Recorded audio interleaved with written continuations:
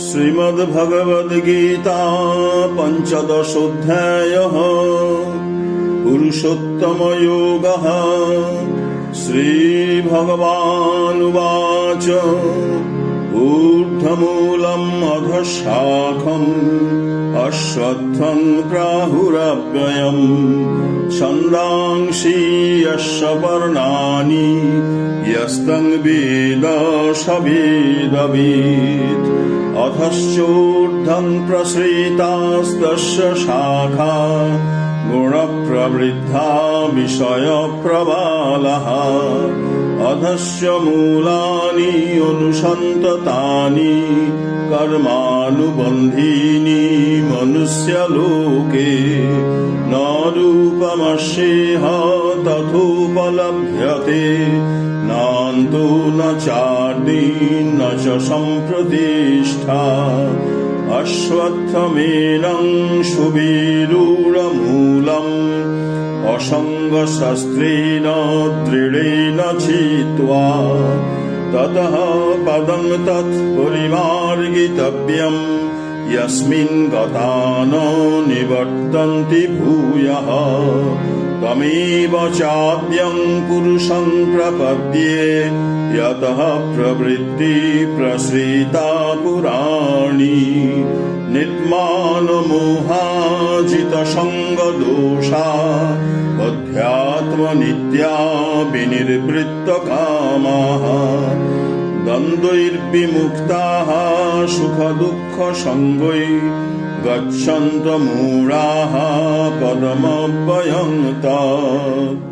न तद्भासयते सूर्यो न शशाङ्को न पावकः। यद्गत्वा न निवर्तन्ते तद्धाम परमं मम। ममैवांशो जीवलोके जीवभूतः सनातनः। मनः षष्ठानि इन्द्रियाणि प्रकृतिस्थानि कर्षति। शरीरं यद्वाप्नोति यच्चापुत्क्रामतीश्वरः। गृहीत्वैतानि संयाति वायुर्गन्धानि भाषयात्। श्रोत्रं चक्षुः स्पर्शनं च रसनं घ्राणमेव च। अधिष्ठाय मनश्चायं विषयानुपसेवते। उत्क्रामन्तं स्थितं वापि भुञ्जानं वा गुणान्वितं। विमूढानानुपश्यन्ति पश्यन्ति ज्ञानचक्षुषः। यतन्तो योगिनश्चैनं पश्यन्तात्मन्यवस्थितं। यतन्तोऽप्यकृतात्मानो नैनं पश्यन्त चेतसः। यदादित्यगतं तेजो जगद्भासयतेऽखिलम्। यच्चन्द्रमसि यच्चग्नो तत्तेजो विद्धि मामकम्। गामाविश्य च भूतानि धारयाम्यहमोजसा। उष्णामि चौषधिः सर्वा सोमो भूत्वा रसात्मकः। अहं वैश्वानरो भूत्वा प्राणिनां देहमाश्रितः। प्राणापानसमायुक्तः पचम्यन्नं चतुर्विधम्। सर्वस्य चाहं हृदि सन्निविष्टो मतः स्मृतिज्ञानम् अपोहनं च।